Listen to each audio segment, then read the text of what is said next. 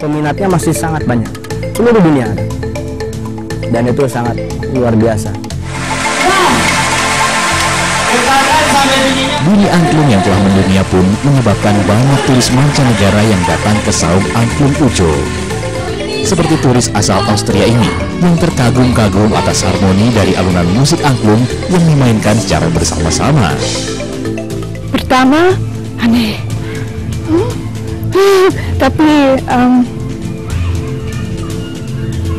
Tapi enggak. Ya. Eksotik. Di Saung Angklung Ujo, selain pertunjukan aneka seni budaya Sunda, Anda juga bisa melihat bagaimana proses pembuatan angklung serta koleksi angklung-angklung yang sudah ada. Untuk membuat angklung yang menghasilkan suara merdu, tentu dalam proses pembuatannya harus teliti dan jeli.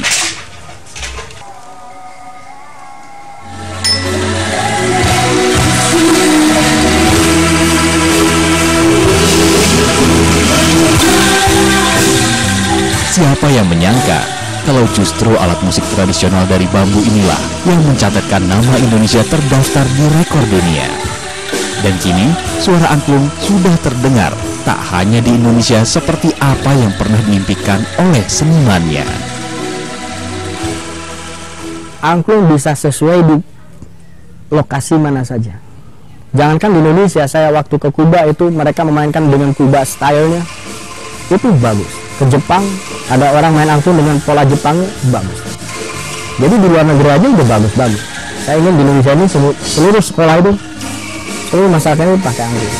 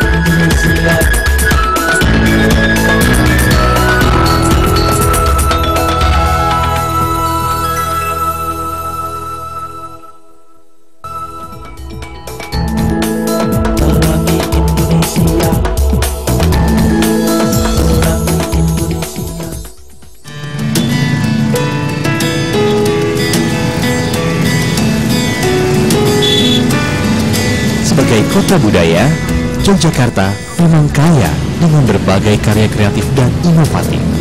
Satu di antara kekayaan itu muncul dalam bentuk lukisan dengan menggunakan media pasir karya Ahmad Faizan Zulhairi yang tinggal di Purwomertani, kawasan Sleman.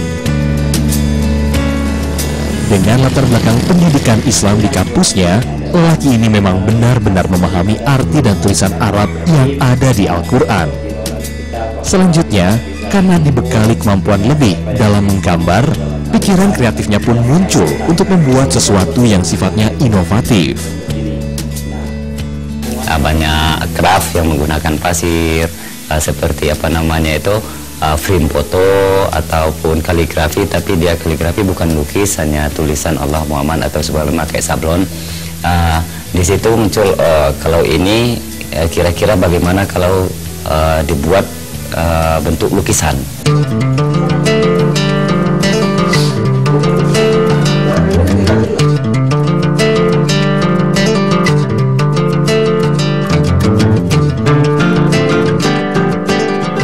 Eksplorasi pun dilakukan, termasuk dia harus mencari berbagai jenis pasir ke berbagai pantai karena masing-masing memiliki karakter yang berbeda saat tertuang di atas kanvas.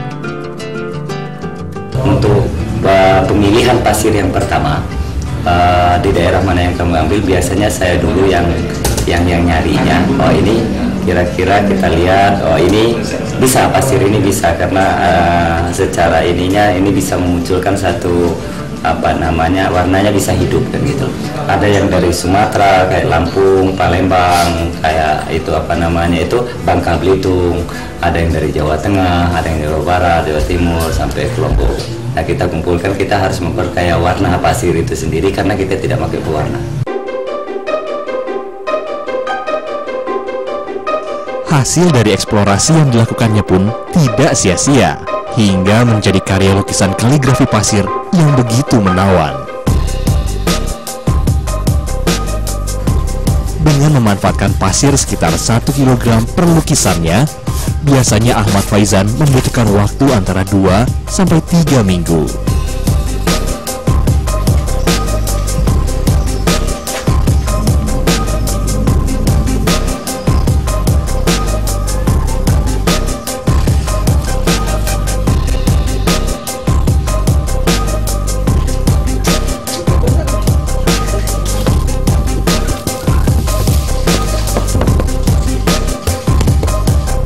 Setelah jadi karya kaligrafi, harganya pun bervariasi, mulai dari ratusan ribu hingga puluhan juta rupiah. Kini, Ahmad Faizan tengah menyelesaikan karya besarnya dalam mengangkat ayat-ayat suci di Al-Quran yang berisi 30 juz menjadi 305 lukisan. Perlu waktu, kerja keras, dan tentu saja biaya yang cukup besar untuk menyelesaikan karya besar ini.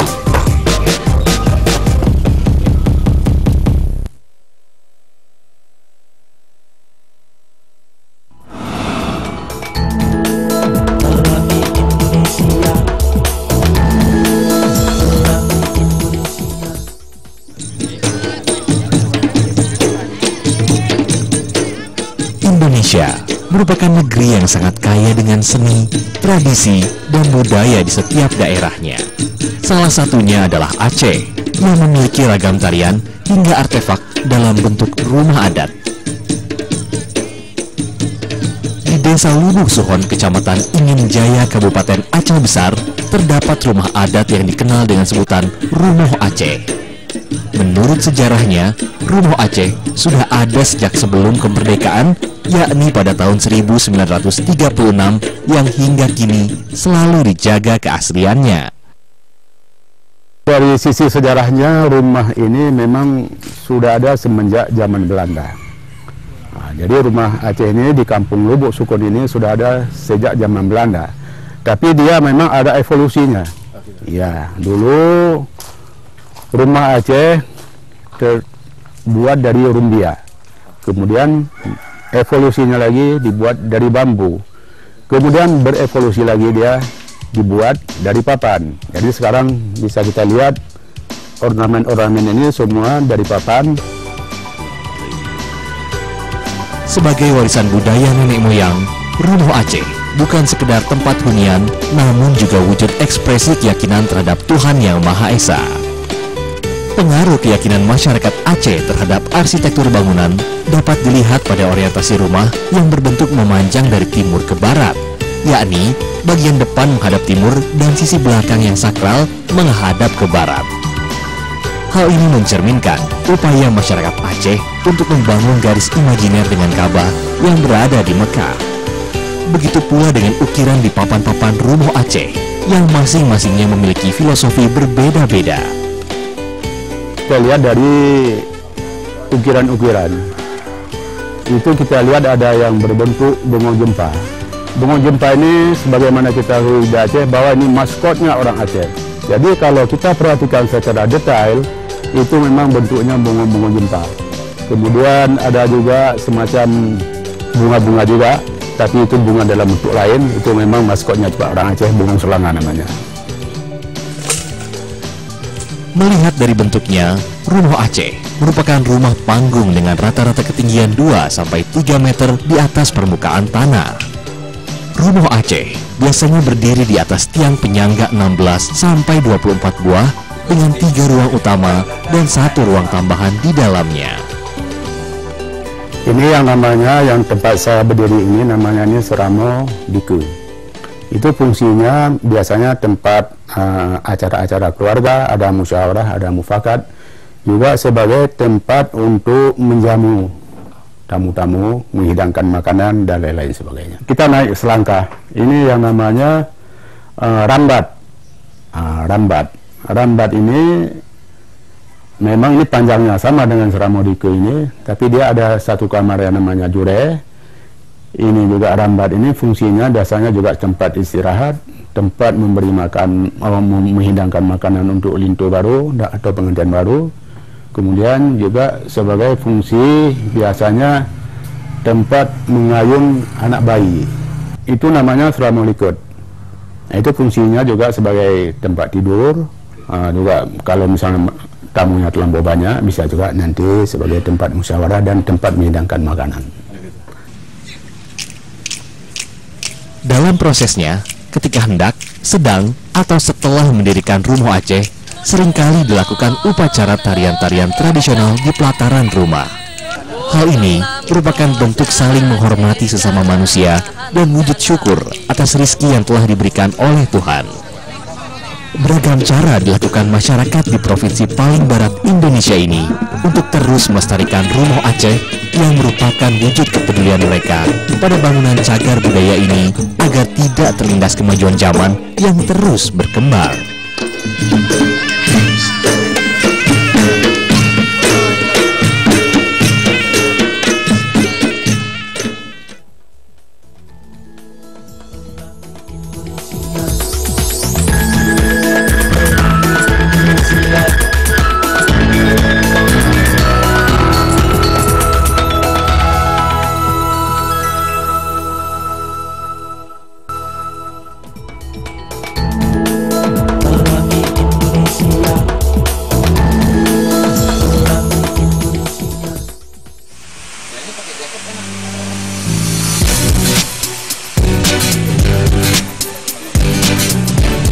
Lihat dan cermati lembar per lembar kertas daur ulang ini, baik yang sudah jadi amplop, figura, atau masih dalam bentuk lembaran.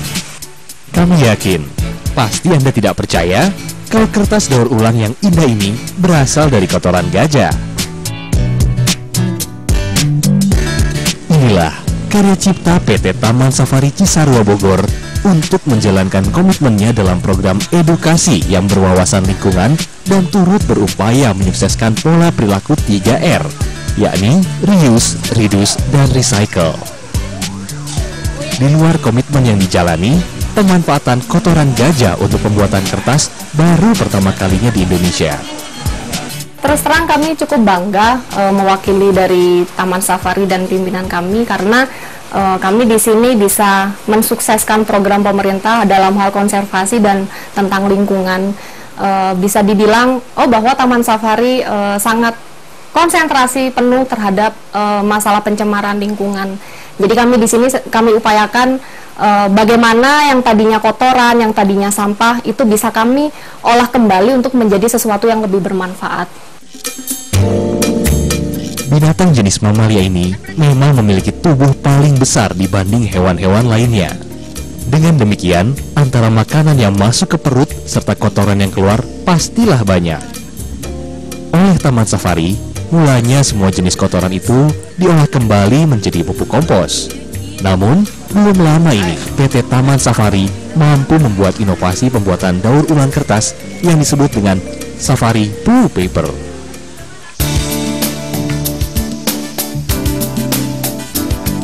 Ketika kotoran gajah atau yang disebut bolus ini terkumpul di tempat yang telah disediakan, bukan berarti langsung bisa diolah begitu saja.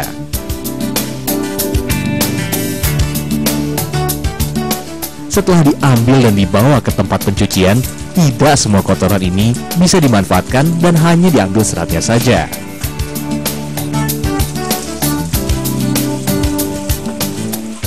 Kami di sini biasanya mengambil 100 kilo kotoran gajah yang masih segar. Itu setelah dicuci jadinya menjadi 4 kilo kotoran gajah yang sudah kering, jadi tinggal seratnya aja. Serat kotoran gajah yang sudah dicuci lalu ditiriskan untuk kemudian dihaluskan dengan cara di blender selama kurang lebih 10 menit.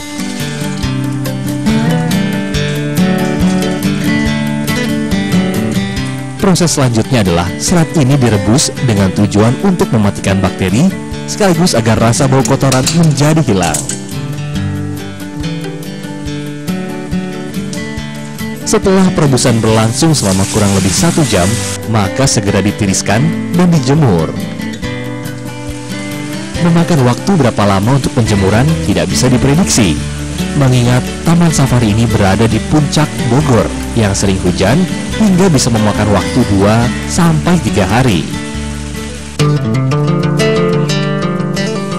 Perlu diketahui bahwa pembuatan daur ulang kertas ini tidak semuanya dari kotoran gajah. Namun, digunakan juga bahan baku dari kertas bekas dengan perbandingan 3 kg dicampur 1 kg. Dari 2 hasil bahan tersebut, selanjutnya dicampur. Dari bahan serat kotoran gajah sama bubur kertas dicampur, di blender lagi. Setelah di blender, untuk proses pencampuran, selanjutnya dimasukkan ke dalam wadah, terus dicampur dengan air, selanjutnya proses pencetakan.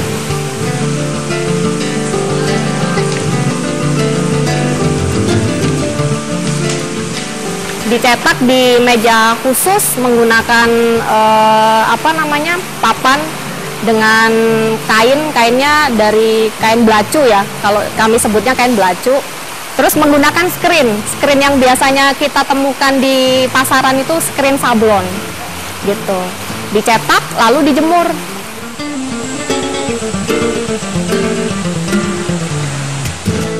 Dalam kondisi cuaca yang baik, Taman Safari mampu menghasilkan 210 lembar ukuran 40 x 50 cm. Namun, mengingat saat ini musim penghujan mulai datang, hingga pengeringan bisa memakan waktu 2-3 hari.